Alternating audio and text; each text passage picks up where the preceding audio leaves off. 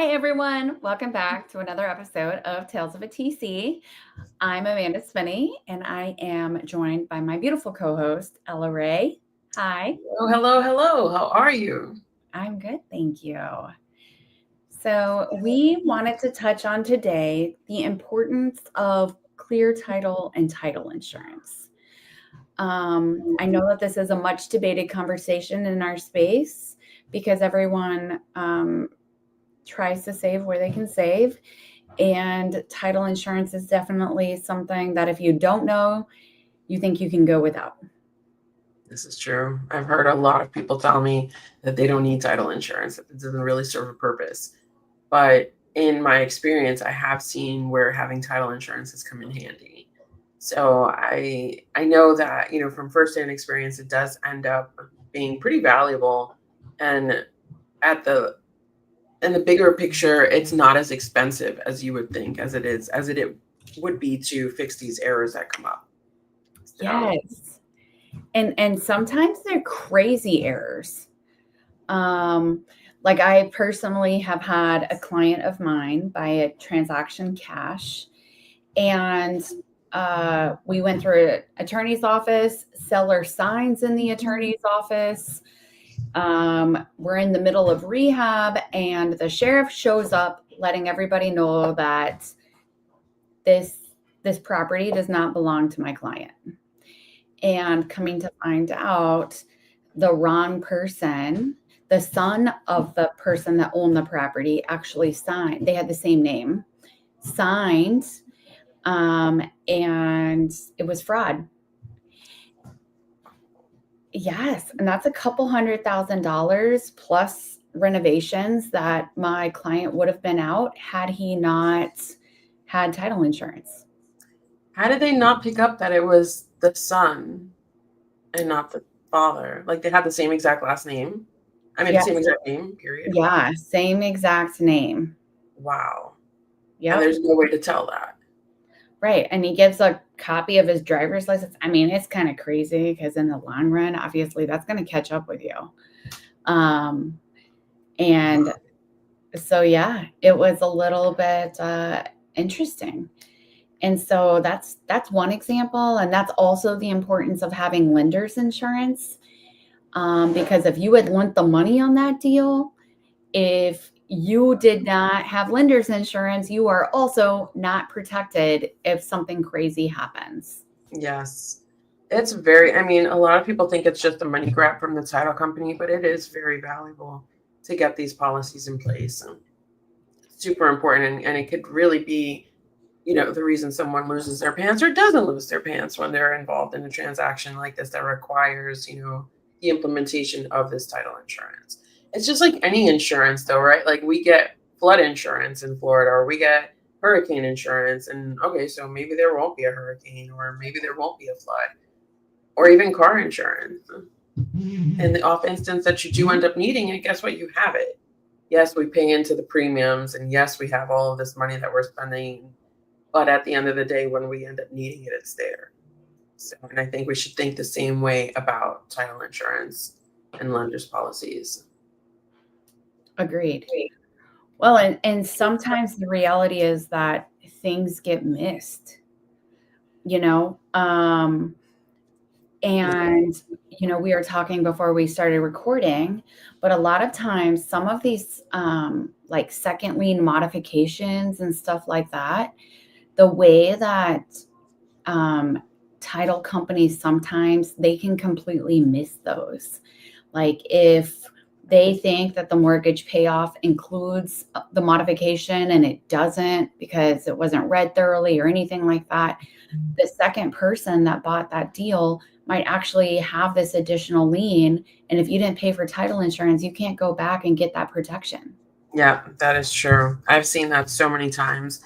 And I think when the payoffs come, they're just looking at the number, right? Like, what does the number say? What's the bottom number? What's the bottom line here? And not taking into account that there's actually other items written on there that will say if there is another lien, or if there's a forbearance, or if there's a partial claim, you will have to call to verify that amount because it is not included. Because oftentimes or even like down payment assistance that's not coming from the lender. It's coming, let's say it's coming from like the city or the county or whatever.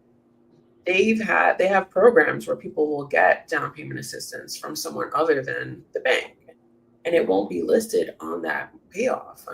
It's like a totally separate amount that needs to be verified, and another payoff needs to be implemented or obtained in order for you guys or the title company to have the right amount. 100%. Or sometimes it's just like missed altogether. Like I know for a fact that a lot of our counties in like Georgia and Alabama, you have to go in person to search through those books to find the recorded documents. Like it's not available online. And so the likeliness or the potential that something like a human error misses something, Very possible. absolutely, absolutely. We're working a transaction right now that the seller on the property has refinanced the property 3 times while he's owned it. And the first mortgage is still listed on the title. And luckily, us and title have all been really aggressive about getting that payoff or getting that lien cleared. And what I think the problem is, and what we're facing with that lender ourselves, is that that lender is not submitting lien releases that are supported by the county. So the county keeps kicking it back, like because of margins or the words. The formatting. Yes. And so just for the same reason that we get recorded documents at the end of a transaction, making sure that we have title insurance, because a lot of other title companies, especially like I have to tell you on this transaction, we have a wholesaler that might or might not be calling title 50 times a day to try to get this closed as fast as possible. Don't you love those? And so some title companies will feel rushed and they will say, well, the mortgage company sent us the release. They sent it to the county. We're going to go ahead and close this transaction. Well, that could end up being a problem for the buyer later. What if something happens and the seller becomes deceased and they can't assist us in getting all of this done later? Like so many issues we could have later that we're going through the process to make sure title is completely clean. Because it has raised some red flags that like this is refinanced so many times and not been taken care of. But this is the importance of doing title and making sure that title is clean. And especially when you're doing a sub-2 or a creative transaction, I've seen title companies that they're like, oh, you said you're going to take the first mortgage as an exception. So we just put these 3 other liens as an exception as well. So if you're not reading the title report, you literally have no idea what's going on. Yeah. And it's not crazy. We've read hundreds of those reports, but somebody who's doing this on, maybe once or twice a month, if that, I can guarantee you they're really not looking at that title commitment. They're just like, okay, is it clean? And they take the title company's word for it. Meanwhile, there's other positions on there, or there's some other encumbrance on the property, maybe like they got a water softener or solar panels, and the title company just assumes, well, yeah, if it's a sub-2, you're just taking everything sub-2. Meanwhile, nobody knew about these other encumbrances on the property. So it's very important. And this, again, cannot stress how important it is to have somebody who understands what these documents say and who actually reads through them like we do, because that's the only way you're actually going to know what you're buying, right? It's very difficult. Like if I see that there's a partial lien on there and no one ever mentioned it, it's like, hey, by the way, did you know that there's another $15,000 on this property? Because that can totally kill the deal. So then they end up, not getting title insurance, paying more than what they actually thought they were going to pay, not getting liens cleared. I mean, there's just so many things that can go wrong. So, title insurance, lender's policy, yeah, that's one way to mitigate, making sure that you have somebody on your side who understands these documents and who can disclose everything and who creates transparency, which is what we do because we're working with pretty much all sides, is super important.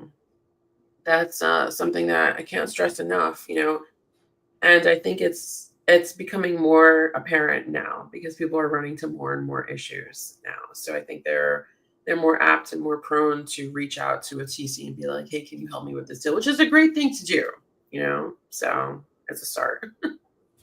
And like there's such a crazy prevalence of fraud in real estate right now. Oh yeah. Because you're dealing with a lot of money, and it's, all the way to the point to where we're having to get hyper specific about the notaries that are being used. Like once upon a time, we could have let someone go to UPS and use their notary. But then now there's like fraudulent notary stamps. There's all these other things that my attorneys that we're working with, if we have to schedule a mobile notary and it's not like, let's just say it's in the middle of nowhere and they're not in the network that we're used to using, we have to make sure that we're getting a copy of their insurance, that we get a copy of their notary license. Like we're going through these additional steps so that if there's a problem with title, they can go back to their insurance and say, well, you said this was good. And so there's all these additional layers that are being put in place to protect buyers. So that's the whole goal, is to protect the buyer and making sure that they're allowed to get the property and that the title is clean. 100%. And I think it's also a big follow-up thing, right? Because like you said, we have to get the recorded documents. But oftentimes, who is following up to get the title insurance? Right? That just kind of like falls to the wayside. Like, well, I don't have your title policy. Here's your commitment, but where's the policy? Knowing to go back, because those aren't issued right away. Sometimes they take another week or so. They don't always have them readily available. So knowing all of these extra steps to take and really fill in all of the gaps and making sure that we're covering all bases, right? So it's a lot of you don't know what you don't know in this field. 100%. And if you wait to try to get that information once you have a claim to make, title's not so endearing to get you taken care of on that. No, they're not. There are certain title companies that will just shirk off responsibilities, and that's really disheartening. Absolutely. They kind of leave the seller and the buyer, and like, what do I do now? Even though they have title insurance, which is the funny part. So you really have to be careful and really vet your title companies too, and making sure that you're working with a good title company that's going to be thorough, and that's going to, like your title company was doing, where they kept on pushing back and not releasing until they actually had what they needed. So agreed. Well, and I think that you have to kind of be, if you're working with a title company that's willing to like always skate in the gray and always kind of like not worry if all of the pieces are aligned and they're not getting seller information. Like I've seen title companies that they haven't even talked to the seller once during the transaction. They didn't get their information to do a good title. They didn't and so those are companies that like, as an investor, you might think like, oh, well, they're easy to work with, because some title companies are a little more difficult to work with that do a really good job. Same with attorneys. Like you almost want your attorney to be a little bit difficult on how they do things, because you know that they have a standard of how they operate. Yes, absolutely. That is critical. That is definitely critical. Skating in the gray is a very precarious area to be in. So you want to make sure that they're doing things on the up and up for sure. I'm still thinking about that whole, it was not the father, it was the son ordeal. Like, that is insane. I want to say, in some instances, like, how would you know something like that? I have no idea that, especially because they get a copy of the driver's license. So he would know all of the father's information. So it's easy, but like that's identity theft, right? Like, and I'm not even saying that the attorneys did anything wrong. They checked their blocks. They had a copy of his driver's license. They could probably prove their whole point. Mm-hmm. But that's why the buyer has insurance, so that they can protect themselves on that. Yeah. What state was that in again? That was in Georgia, which is an attorney state. So and so it just makes me think of like, I've worked transactions where documents are just, we had one where the seller signed everything with a Puerto Rican notary. And that's okay, except I did all of this extensive research because I wanted to make sure that I kind of knew the left and right on this. And there's like an additional certificate, like, so a Puerto Rican notary is accepted in the United States, but there's an additional certificate that's required for that. And so I called the county to make sure that, you know, they also require the same things, the left and right on that.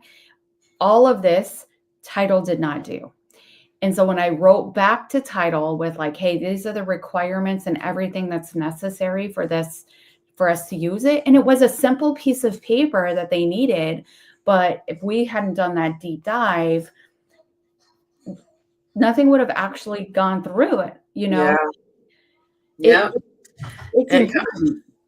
That is amazing to me, because it's not just things like that, but it's also things like, and it kills me when I hear people say, "Oh, the title company will do everything. They know how to do step twos. We don't need a TC." And then I'm like, well, are they going to go in the mortgage portal? Are they going to do X, Y, and Z? Are they going to? And most of the times, like, we're looking at our settlement statements, and they're not right. Like missing documents. I mean, that happens. It happens a lot. And it's like, if we're not doing our due diligence, then it could just completely go to the wayside. If a TC doesn't know what to look for and the title company doesn't know what to look for, then you're in problems. Right? If no one is looking for what to look for, if no one's looking for the left and right on things like you were saying, there's going to be problems. So I think it's very helpful to understand that, you know, as TCs, we are doing the extra legwork, right? It's all part and parcel of doing a transaction. We have, I mean, they want to say, well, you know, TCs are expensive, or TCs are this, or TCs are that, or I'm going to go with the one that's like, you know, $600 versus the one that's like $2,500. Well, you want a $600 job, or you want a $2,500 job? Because at the end of the day, that $600 is probably going to cost you $6,000. Agreed. So it's important to take that into consideration too. It's important to note, like, the amount of transactions that we are closely like babying versus title tends to be overwhelmed and have so much going on. Yeah. And so title does request payoffs. Title does request these kinds of information. But what I have found is, like, sometimes it's difficult. Like, I will have title agents I work with all the time that reach back out to me and they're like, hey, I submitted everything, but I haven't heard it. And I don't have the capacity to chase this right now. If we're going to close on time, I need you to chase it. And it'll be me that calls 50 times to figure out like an HOA. Oh my goodness. Or the follow through after. Like, we've had situations where we pay off an HOA lien, and then I'm following up aggressively after close to make sure that those funds get from the attorney to the HOA, because if not, those late fees keep on piling up. Yep. Yes, yep. And I'll be the one that's like sending the documents, like, hey, here's proof that we sent it to the attorney. You know, like, please reach out to the attorney. And I had one specific deal. It took us 6 weeks to get the funds from the attorney to the HOA. And so, yeah, these are the things that we, even after a file closes, we are still working on said file. Yeah. It's not just like we send you your goodbye email and we're done. Like, I mean, a good TC is going to follow through on all of these things. You know, it's mind-boggling to me how many people think that we just walk away from the deal and like we file our emails away and we're done and that's it. Because we're still doing work on the back end. Even it's the invisible work, right? Absolutely. Well, that's like making sure that the reinstatement gets applied on a mortgage. We've had times where it sits in a suspense account, and we just call and call and call until we finally get that applied to the mortgage appropriately. And so I kind of tell everyone, like, if I'm dealing with a seller that's in foreclosure in the beginning, I try to get that third party authorization right away so that I'm not asking the seller to do something 1,000 times. I'm trying to put the Mhm. pieces in place so I can help my client to the best of my ability throughout the transaction after close, just to make sure that that closing really does close. Yeah, exactly. Exactly. And that's, something, and again, I mean, I don't know about you, but I'm not reporting every single phone call I make to my wholesaler or to my buyer. I'm just doing the work, and and as my client, that it's getting done because I'm doing everything possible to make it happen.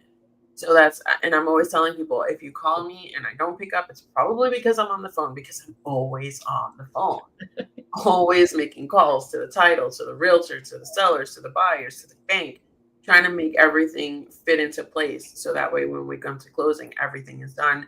All our T's are crossed, all our I's are dotted, and we're good to go.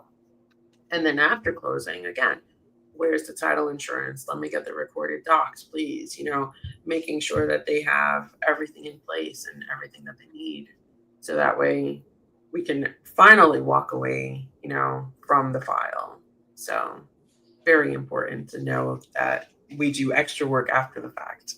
So I love that you brought that up because I find that some people get really offended when they can't get through right away, or if I ask them to schedule a time. But I very much try to ensure that if I'm going to call Rocket Mortgage and I know I'm going to be on the phone for 45 minutes, I do that in a window that I know I can do that. And so scheduling calls and doing those things doesn't mean that we're under prioritizing. It means that we are prioritizing so that when you call, we can we're have a available. conversation. Yes. Yeah, because if anybody's called a lender, they know that you are on hold forever. And sometimes even navigating those loops that you get sent into, where you're like, you can't even get somebody on the line, right? Rushmore servicing, almost impossible to get somebody on the line.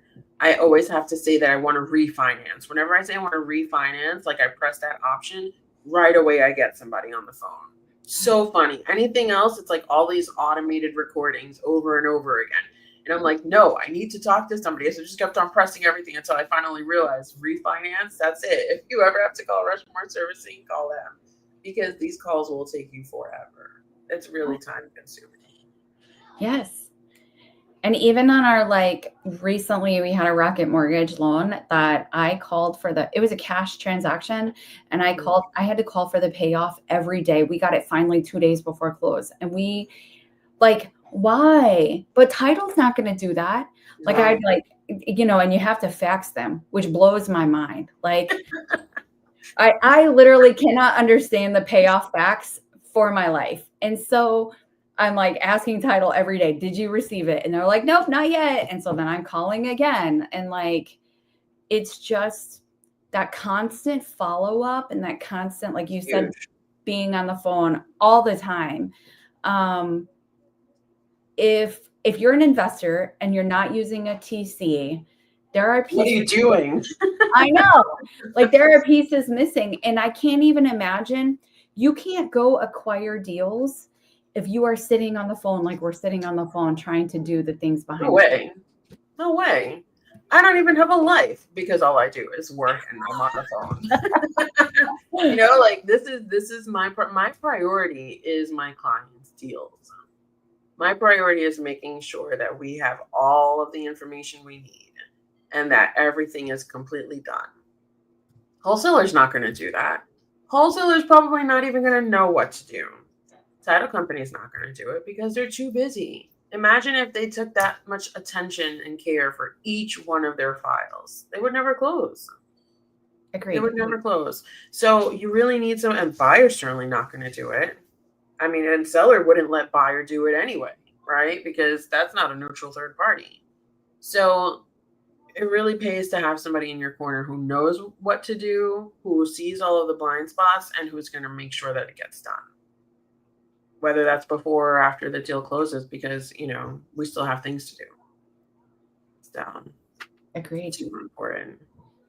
Yeah, so don't be offended when we don't pick up the phone.